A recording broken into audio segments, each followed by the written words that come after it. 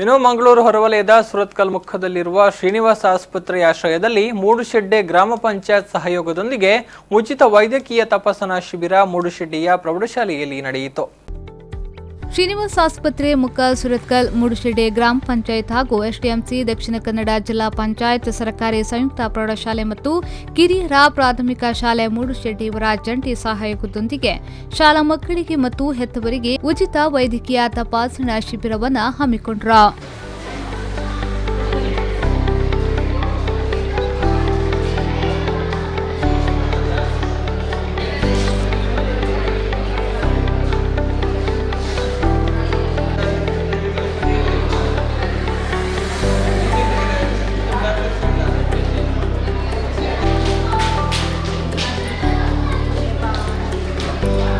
ಶಿಬಿರದ ಉದ್ಘಾಟನೆಯನ್ನ ಮೂಡುಶೆಡ್ಡೆ ಗ್ರಾಮ ಪಂಚಾಯತ್ ಅಧ್ಯಕ್ಷ ಹರಿಪ್ರಸಾದ್ ಶೆಟ್ಟಿ ನೆರವೇರಿಸಿದ್ರು.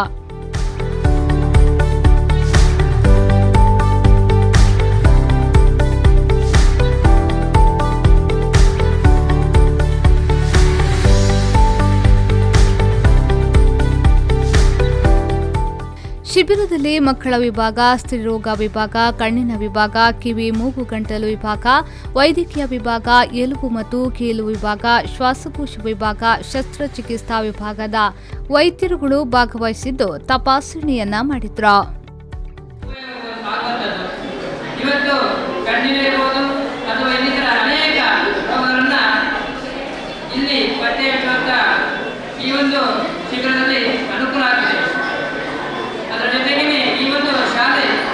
ಶಾಲೆಯ ಮಕ್ಕಳನ್ನು ಸೇರಿಸಿಕೊಂಡು ಅವರಿಗೆ ಇದರ ಒಂದು ಉಪಯುಕ್ತತೆಯನ್ನು ಅರಿವನ್ನು ಕೊಡುವಂತಹ ಕಾರ್ಯಕ್ರಮಗಳು ಈ ಒಂದು ಸಂದರ್ಭದಲ್ಲಿ ಆಗುತ್ತದೆ.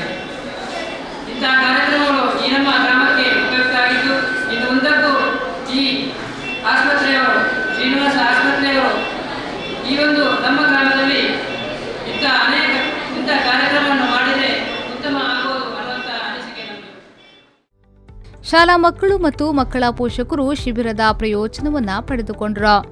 ಈ ಸಂದರ್ಭ ಎಸ್ಡಿಎಂಸಿ ಅಧ್ಯಕ್ಷ ಜಯರಾಮ್ ಕೊಟ್ಟಾರಿ, ತಾಲೂಕು ಪಂಚಾಯತ್ ಅಧ್ಯಕ್ಷೆ ಕವಿತಾ ದಿನೇಶ್, ಸುರತ್ಕಲ್ ಶ್ರೀನಿವಾಸ ಆಸ್ಪತ್ರೆಯ ವೈದ್ಯರಾದ doctor Mahesh Hegde, marketing consultant Bhaskar Aras, ಶಾಲಾ ಮುಖ್ಯೋಪಾಧ್ಯಾಯಿನಿ ಸಹಿತ ಮತ್ತಿತರರು ಉಪಸ್ಥಿತರಿದ್ದರು. ಶರಸಾಲಿಯನ್ ವಿ4 ನ್ಯೂಸ್ 24/7 ಮಂಗಳೂರು.